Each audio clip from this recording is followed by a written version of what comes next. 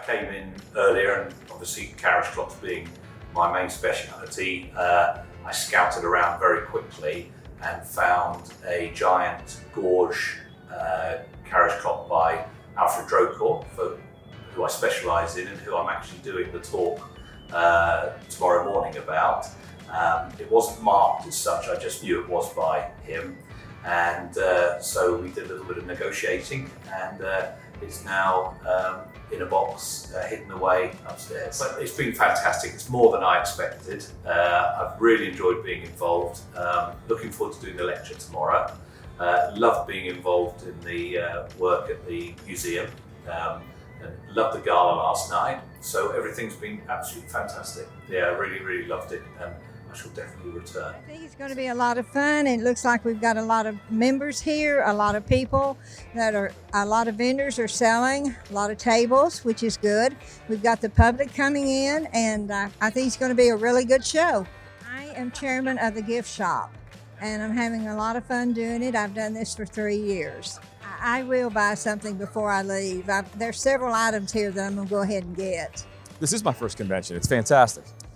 We did bring some of our, we have Grand Seiko here, Seiko, Hamilton, Bell & Ross, so some of the brands we carry in store. We brought a small selection here. Without going through it, I can't say there's just one piece that sticks out, but they're all fantastic brands. Just to continue meeting fellow enthusiasts, whether it be, pocket watches, clocks, just everything here. The people are great, and it's just fun to hear where people are coming from across the country to come to Lancaster, where we're from.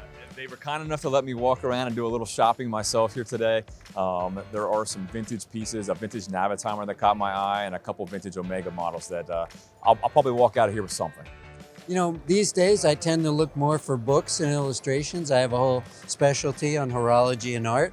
So, artworks that have clocks and watches in them.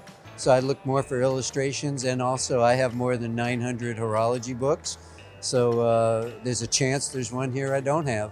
Just did a talk about the engine turners in Clerkenwell in London in primarily the 19th century, but then leading up to modern times. I don't know, it's my first time here at an event like this, and I guess it's much the same in many ways. It's people just interested in antique horology.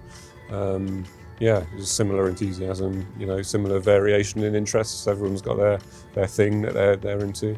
So, yeah. I didn't really come with any plans to pick up anything. I'm not going to get a Rose engine in my pocket to take home. No, I mean, if there's books or little tools or something like that, I'll try and buy something as a memento. My first convention was about 1979. So I've done a lot over the years, almost every major regional for the whole 40 years. I've been almost excited about almost anything I had, you know what I mean? Like, I can buy a $300 watch and get as much fun out of it as a $10,000 watch, because there's quirky things about it, So, a big score, I can't really think of one. I did buy a Panerai for about, $10,000, and I still have it, so I like it, And I have a lot of watches in my collection that I'm really happy with, even if I paid too much money. A couple of things I like very much, yeah. My friend behind me, Hamilton guy, he's got a bunch of things. He always does nice things. And there's a couple of other guys on the floor have some things.